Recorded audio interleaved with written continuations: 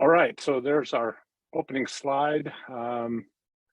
And so that from that long title, we're going to try and break this down into a high level understanding of digital engineering and what that includes. And so we'll go ahead and get started. Next slide. So first couple of slides, I'll talk first about very quickly, give you a background for myself, and then we'll do the same. But I've been in the NavAir organization, as you can see, for almost 40 years, long time. And so I have a real attachment to the Navy and the air part of the Navy and the weapons systems, and trying to make those successful has always been a passion for me, and it continues to be. I started off working in our instrumentation ranges. It's on the left side of the screen there. I worked on the Tomahawk program for some time, and then formed what we call the Performance Resource Team. That's essentially the name of an organization that we've had on across the NavAir organization for over 20 years. And so it's successful in terms of just existing, but also working with teams all across the NavAir organization. And you see that map of the United States that outline NavAir are these major sites. I'm on the West Coast at China Lake. Point Mugu is our connected organization. Together, we are the weapons division.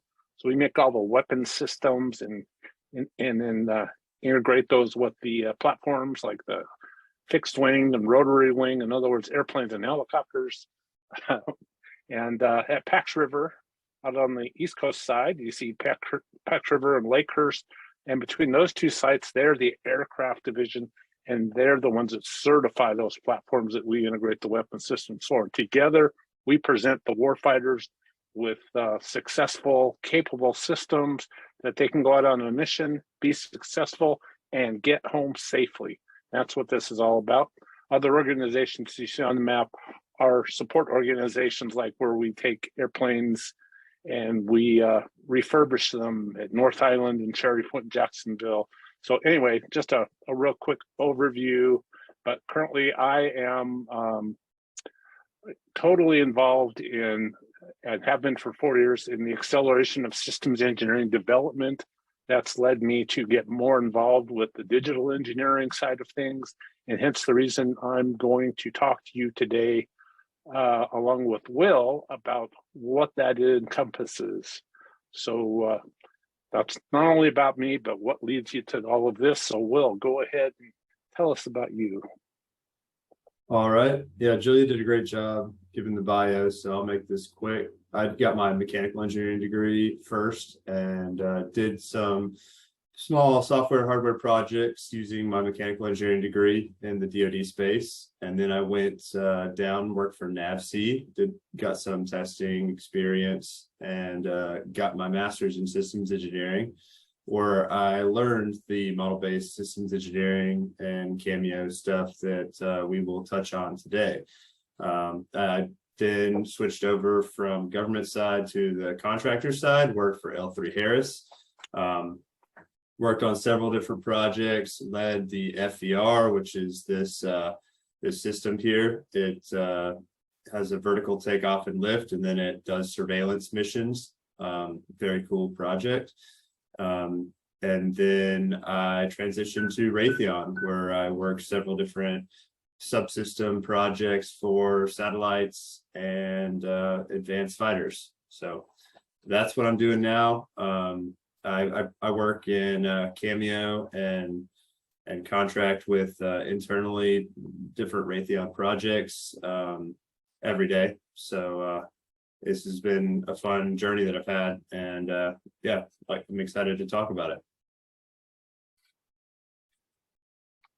All right, so here's our agenda. We're going to touch on all of these things.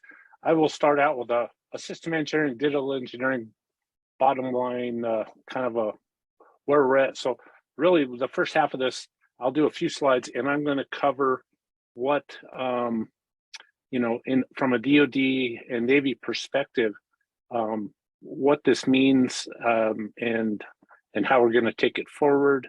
And then the great thing about this is connecting with Will. He's got experience at the detailed level of implementing this stuff. So it'll be great. I think a good combination of what it is and how it's done. And then we will plan to take all of your questions and deal with those at the end of the presentation. We'd like to go ahead and go through the slides and major points. So please put your comments and your questions out in the chat, and then of course ask questions at the end. We'll be looking forward to that. So let's go ahead and get into this. So next slide. So as I said, these are the key points of what we've been doing to make systems engineering accelerate over these last few years, as we've realized in the NavAir community, and I think we see this throughout the government and even many major contractors that are out there in the private industry world. We are having a wisdom gap that we are seeing the need to do something about it and not let it passively continue. And what we mean by that is folks are leaving with knowledge faster than we are able to replace them. So a big part of system engineering is accelerating, making it happen. And then what we see with digital engineering is this has become a very key part of what we need to look forward to as part of accelerating that systems engineering capability, at least for ourselves in NavAir, to make sure we're delivering those quality products on custom schedule. So let's go ahead and get into some of the high level details of what digital engineering is and how it fits with systems engineering on the next slide. And so to do that, I put together this view of digital engineering and what it truly is. So it's kind of a one slide history fun thing that I've created. So understand, digital engineering is really a set of methods and tools that amplify the power of systems engineering. So bottom line, systems engineering, as it shows in the top box, will always require engineers, engineering judgment, and they will perform these types of things, from trade studies all the way down through the list to logistics and beyond. Go out to the bodies of knowledge for systems engineering, and lots of good information out there. The government has stopped trying to define their own definition and has connected with that, and so I will reference some of that as we go into this. But when you look at systems engineering and where the history of it, and I'm starting the history here from probably the previous century, the beginning of that century, and look at the idea of 2001: A Space Odyssey and the apes looking up. In caves, engineers used pencils and paper and drafting tables, slide rules, all these kinds of things that, boy, we couldn't imagine today just being restricted to that. But through a few decades of evolving methods, they'd create, deliver, maintain systems.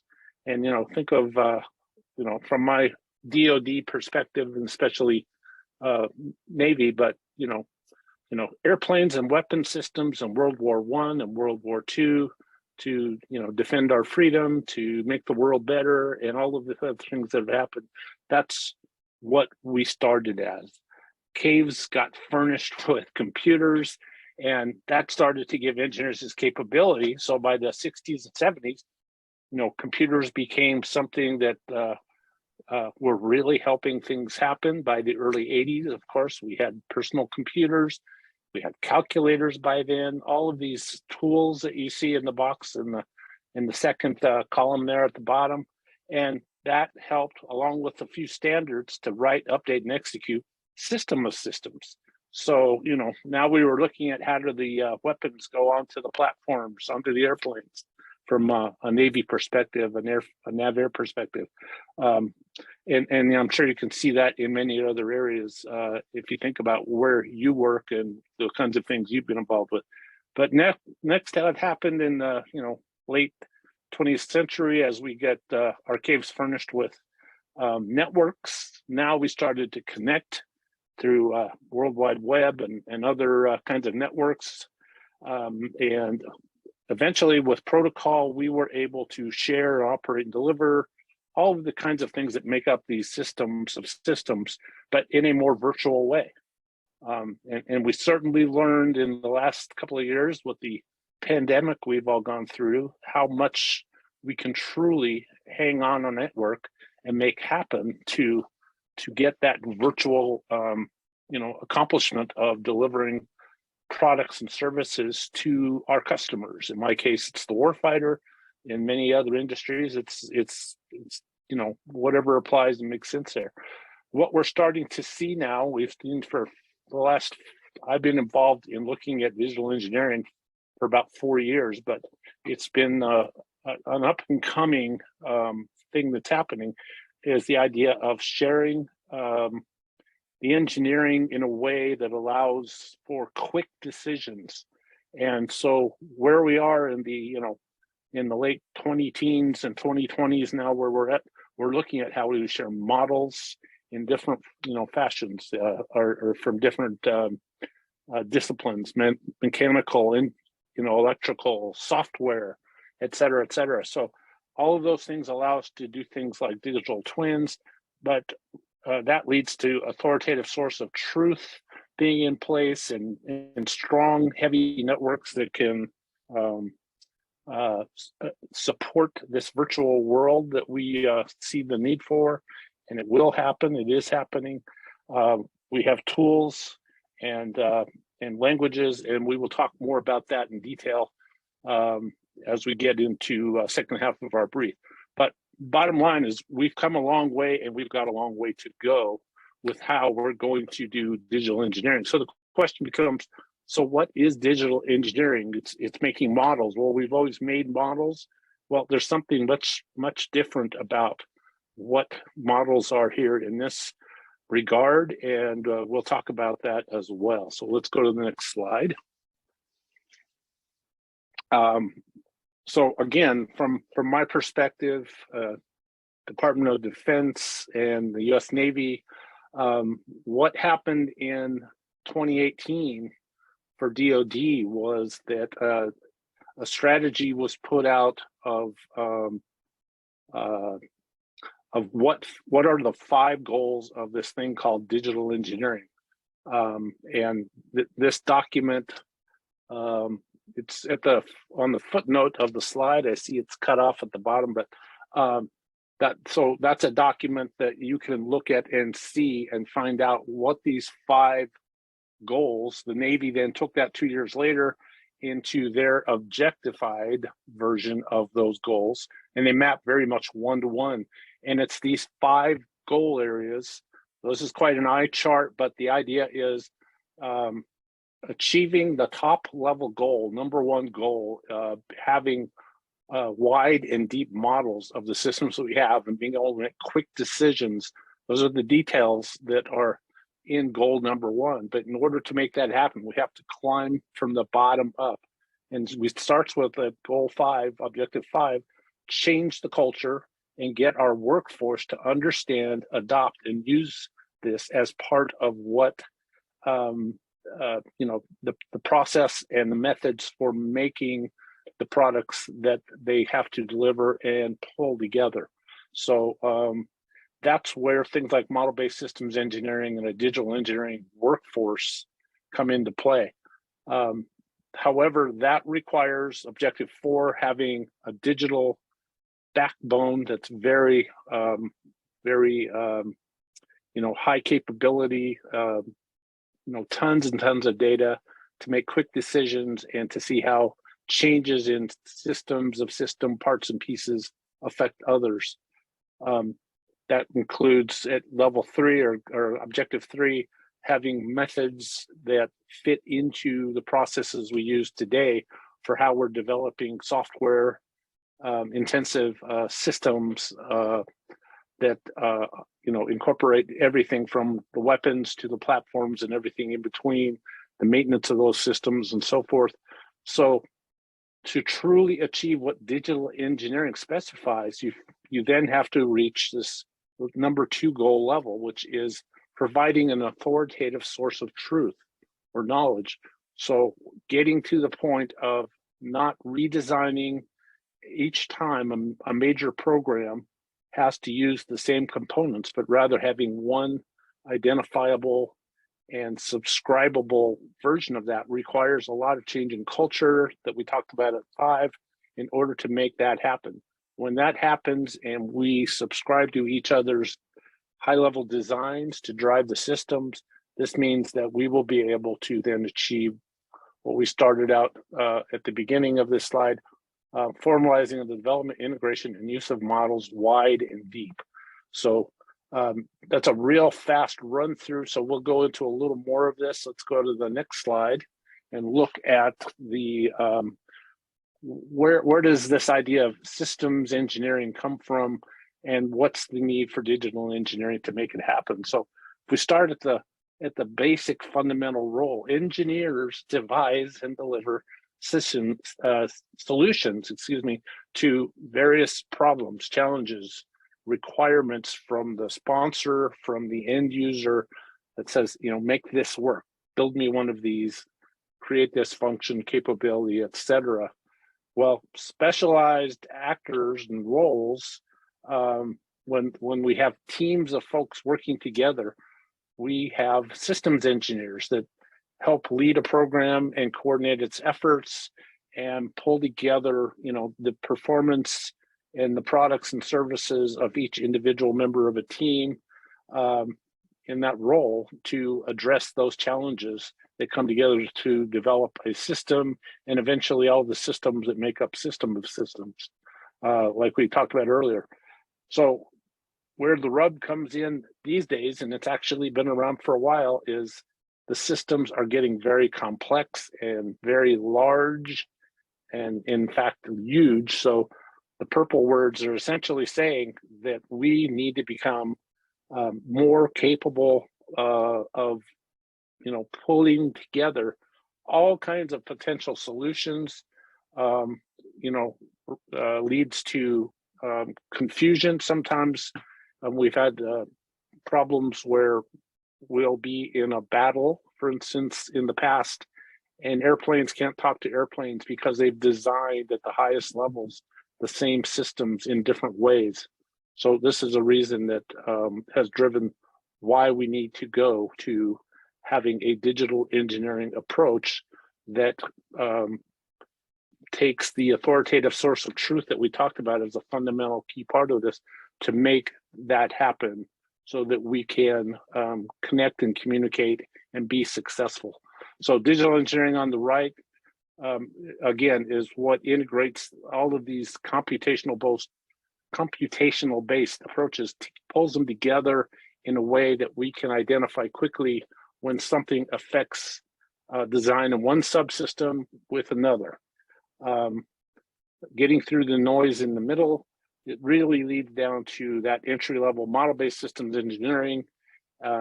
This is something that gives us some capable building blocks at the start so that our lowest working level engineers in teams on projects and programs can start to build this capability with this new way of viewing the idea that we all share in the designs that drive everything else in the development cycle. So what we've added on the right, Will's going to talk to this, is how do we use in a digital engineering format, the tags and use the model then to complete the systems engineering V that we're all very familiar with. So reference here, you can see this one on the bottom here, United States Navy and Marine Corps transformation strategy. That's the basis that we pulled this from to just talk about how we progress from the system engineers' need to do digital engineering to be really successful in the future with such complex systems. Next slide, please.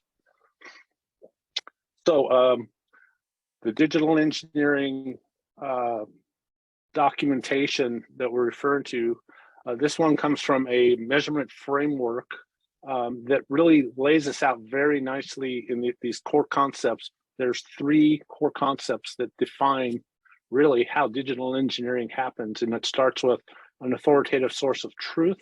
So we've talked about that. That was objective 2, and the definition are objectified it as the second objective in digital engineering.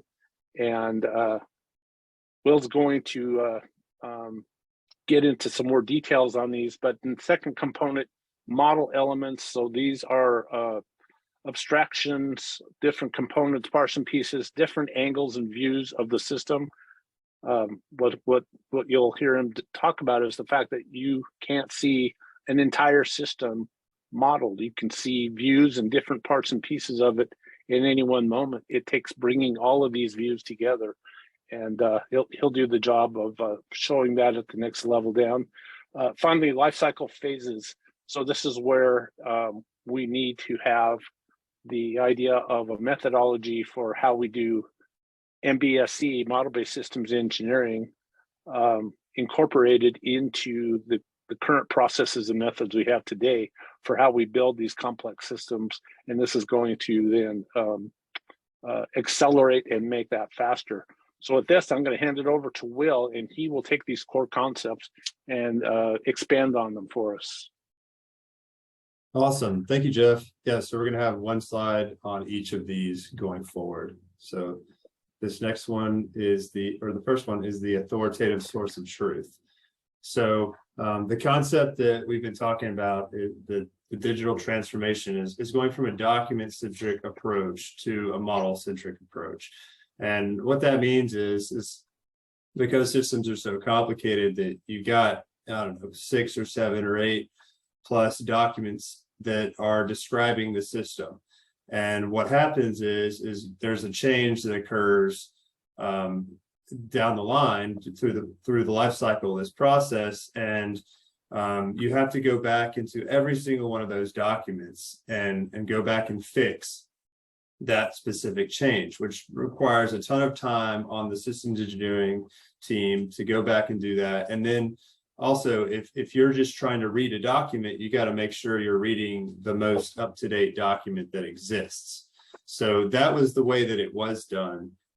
So a lot of rework, and you never knew if you had the latest and greatest document. And so the new way to do it is this digital way, which has an authoritative source of truth, which just means everything is connected. And so when you change something in one location, it like spiderwebs out and communicates with everything else that it's touching, and it changes that update in all of the places. So you only have one change, and then it propagates all those changes throughout the entire thing. So basically, instead of having to figure out what document you should look at, and if it's the latest and greatest, you can just refer back to the authoritative source of truth or the model, and it will tell you the latest and greatest. So the goal is to thread all the information from different disciplines together to promote communication and reduce confusion. And then the model can be fed up to leadership, which uses their management expertise to provide high-level direction. And so what we're talking about is this chart right here on the left, and how Cameo and model-based systems engineering kind of connects to that. Basically, you've got model-based systems engineering, which talks to your high-level management, so as well as down to your low-level subject matter experts that would be really good in one field. They go down really deep with their technical depth, but they don't have the breadth that like the systems engineering or the management would have. So before this model-based systems engineering, everything was kind of disjoint, and it was kind of difficult for things to be compiled and the communication was constantly a struggle. So with the modeling tools that we have now, we can communicate from subject matter to subject matter, whether that be mechanical to electrical to any sort of specific domain.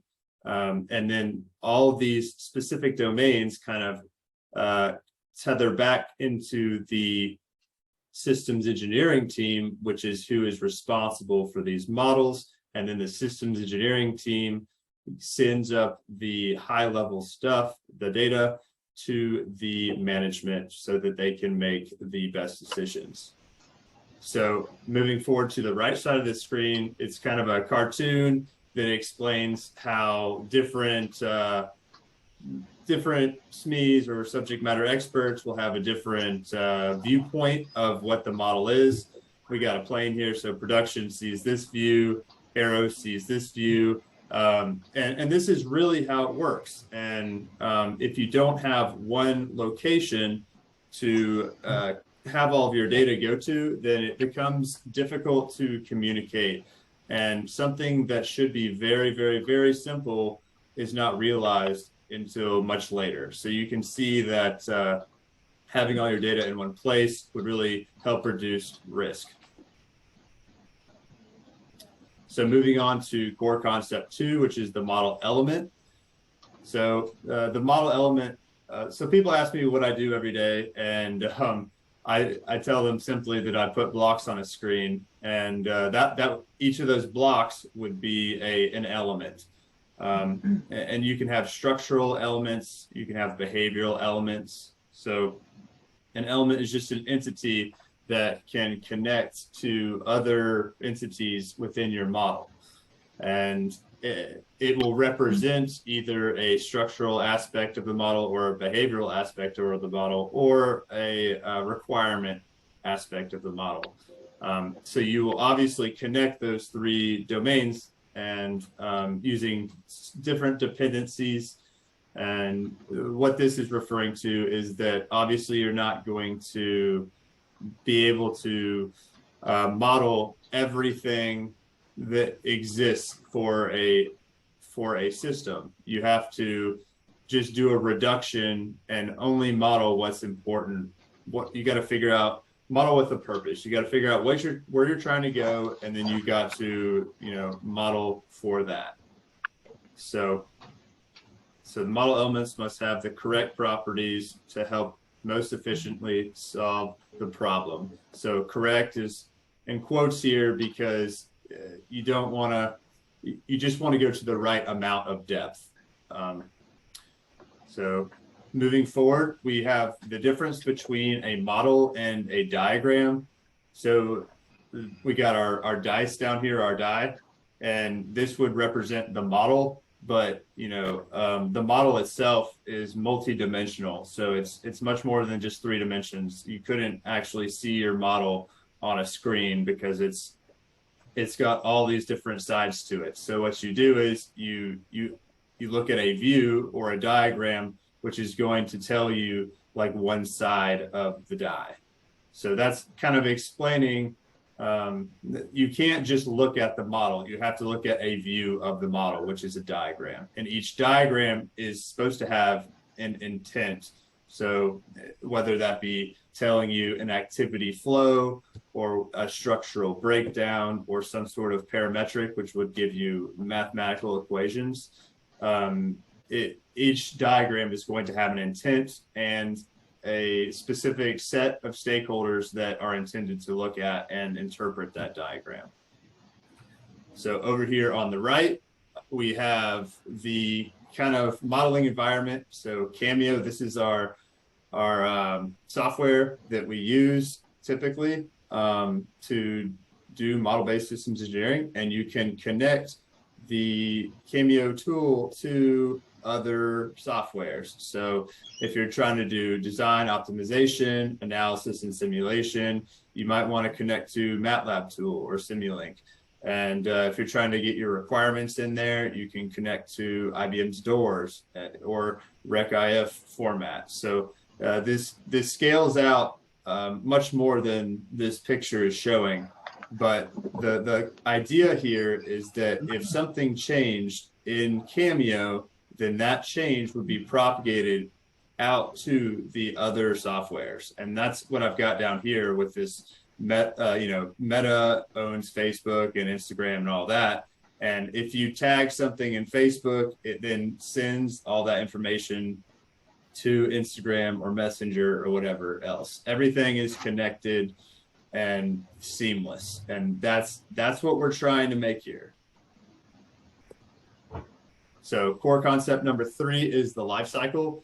So what we've got here is that the system has its own lifecycle. So from cradle to grave, if you're in systems engineering, you're very familiar with this V. So we decompose the system, and then we recompose it, and then we have verification, validation. And this is an iterative process. And basically, MBSE, or model-based systems engineering, makes this process much easier, and to do certain things like sensitivity studies or swap outs. It makes the systems more modular, and it disrupts major primes from taking advantage of the government. And it reduces vendor locks. So this is probably a big asterisk here for the reason why we're doing this.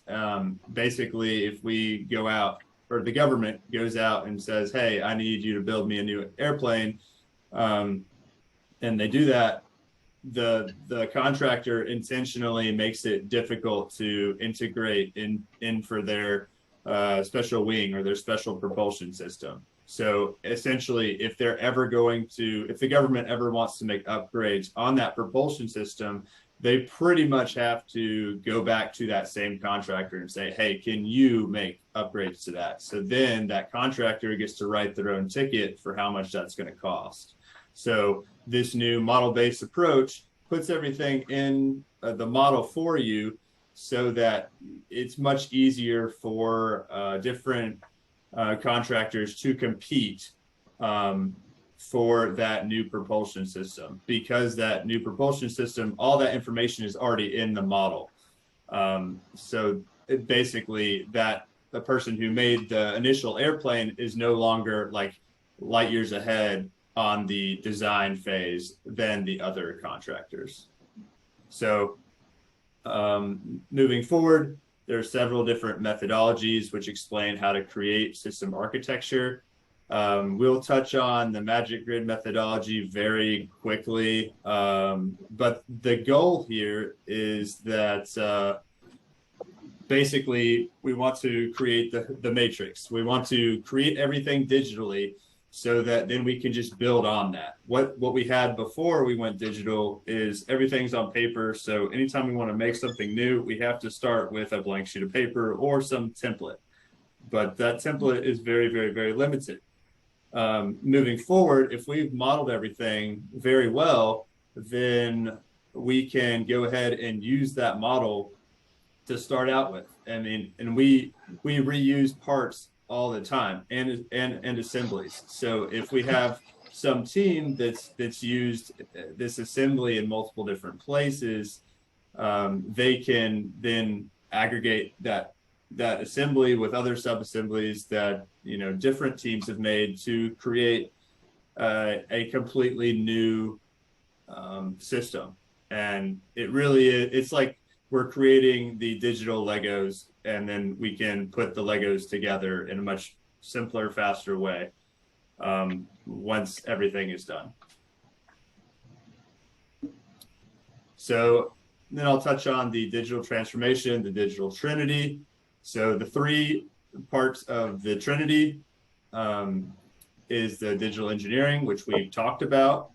And down here, we have some just sources to read more about that. And we have agile software and open systems architecture. So agile software is specifically talking about continuous development, where you are you're constantly getting to a point where everything works. So instead of like a waterfall approach where you've got one deliverable at the end and then you just send everything off and it only has to work once, this is kind of like an incremental thing where You're constantly improving and updating your model, and at the end of each sprint or time sequence, you will have something that works. And you can kind of look at this little diagram, the DevOps diagram, where you plan, code, build, test, then you release, then you deploy, then you operate, then you monitor, and then the whole system kind of goes over, and it just goes on forever. So we're continuously improving what we have. And so it's kind of that culture shift that Jeff was talking about earlier. The last part of the digital Trinity is open systems architecture. And what this is kind of talking towards like the standards. And basically, we don't need to silo all of our resources apart from one another and have all of these models separated. And because ultimately, we want to be able to connect them very easily and use them for a bigger system, like or a system of systems. So we have several different competing standards that are kind of working with each other, working to try and figure out the best way to model systems and subsystems so that they can be integrated together at a higher level and broken apart at a lower level without breaking the model. So moving forward, this is the last slide. I'm going to try and tie it all back together of the digital Trinity and where we are now. So Jeff gave a good example, high level of where we are, and I'll kind of break it into like the last 4 years. Where are we? So first we have to embrace digital engineering, which is a huge shift in culture. And then we have to select the methodology, language, and tool, and then and struggle through the standardization process. And then we'll create a good competitive solution, which is much better than the analog or the paper document-based approach.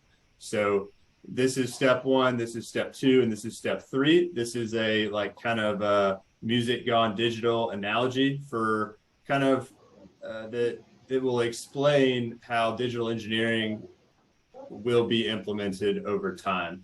So as everybody's familiar with, we had our our CDs, our records, and then we kept on getting smaller, but we were analog, and eventually we went to the iPod. And it took us a long time to give up our CDs because it seemed like just your small compact CD player was still a better alternative than having to deal with the mess of the iPod.